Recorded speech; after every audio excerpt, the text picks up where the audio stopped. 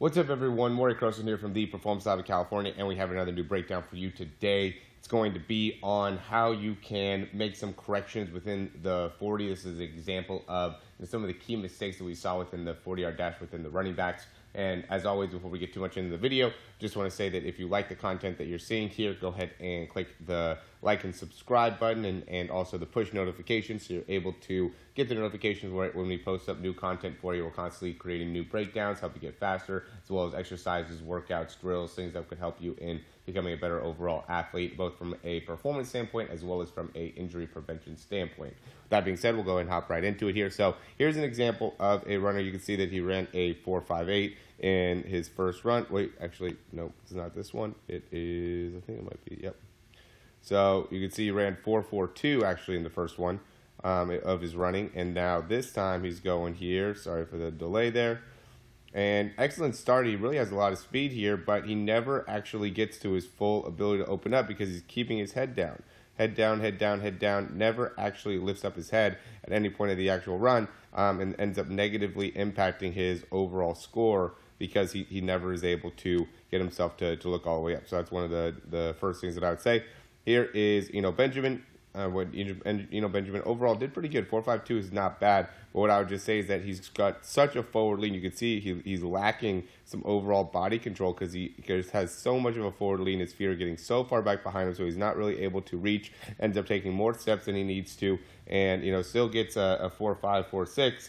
Not necessarily because of great technique, but just because he has great overall kind of natural speed. So there are things where you're going to be able to make up for not having great technique sometimes with just having some natural speed. So, or natural strength, natural power, or even working on your strength, working on your power. Some of those things are going to be important, but you could really improve and get yourself to the next level, right? A little 5% better, 10% better makes a big difference, especially when we're talking about the biggest stages. So instead of running 4.6, you could run, low 4.5, maybe even to the 4.4. Here we got Rico Dowdle here. You can see big thing here is head just totally is facing backwards. Chin's way too high up, right? You want to keep that chin somewhat tucked. You don't want to let that head, end up pointing back downwards, right? The back of your head pointing downwards. You want to keep your head facing flat. You want to keep your chin tucked as you're running, or else it's going to end up, again, negatively impacting your ability to really reach that top end speed. Okay, we're going to go into next one here. Just Javon Leak.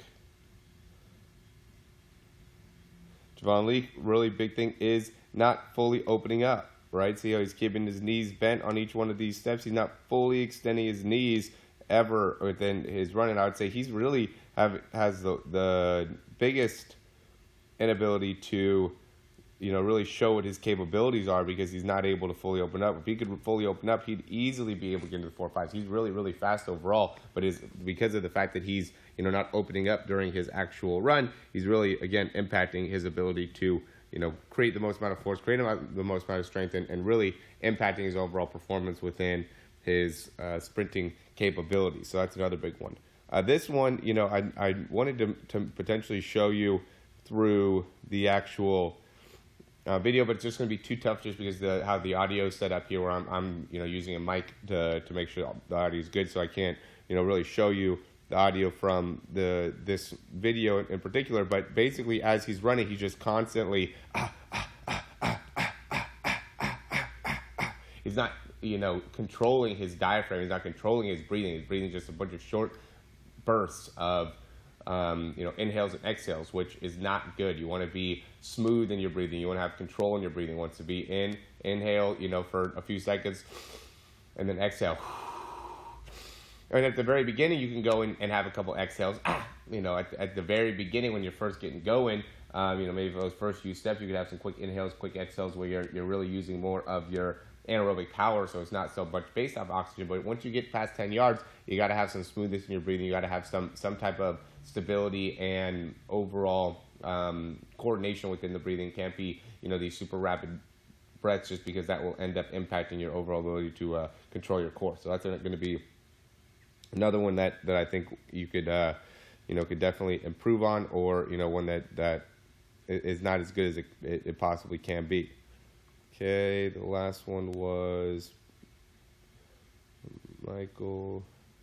I think this is another one just leaning so far forward, right? Gets really good to the 10, really good to the 20, starting to open it up, and then just starts leaning so far forward. Chin's way out in front. Look how far out the chin is. The chin needs to be even with the spine, not way out in front of the spine, and how that makes it so now the foot comes up again way too far back out behind the individual, which makes it so you're not able to run as fast of an overall run. I think Michael Perrine here could be a lot faster, and I mean really is a lot faster when he's not focusing on leaning forward during his actual run, and instead is allowing himself to stay upright and really maximize each one of his steps. I think that, you know, being able to do that, work on that, and maximize that is something that will be really, really important for him to do in order to maximize his overall performance as a sprinter. So, you know, just really quick, wanted to give, you know, 5 or 6 different ideas or understanding of where you could be messing up within your 40-yard dash, and, you know, hopefully some practical ways where you could even improve it, right? Some things like being able to fully extend through the leg, being able to control your breathing,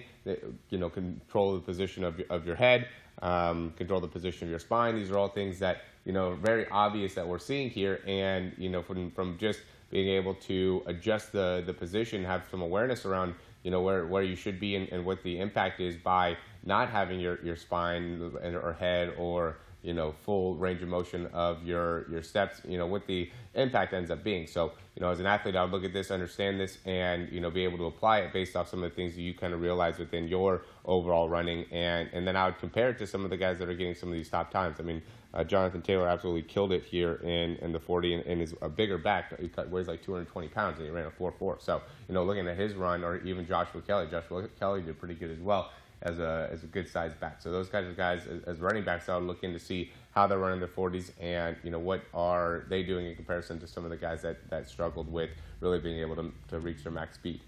As always, guys, thanks for watching these videos. If you have any questions, you can always reach out to us, or if you have any suggestions, you could definitely reach out to us. We'd love to hear from you and want to be able to provide as many different options for, you know, videos and learning as you possibly can. Also, check out some of our programs, some of our free material that we have out there. We have a free mechanics guide that will help you in understanding your overall running mechanics, and we also have a free 7-day trial within our speed program that could help you out with your 40 or your 60 meter, 100 meter, whatever ends up being the case, in making sure that you're able to really become the best overall, again, you know, athlete that you could be, and also really stay healthy. A big thing that we want to do is help people stay healthy, and within our programs you can see how we implement some of the stretches and drills to make sure that you're going to be able to you know, work on muscles that will, you know, not only help you in your overall performance, but also help you staying on the field or continuing to run on the track.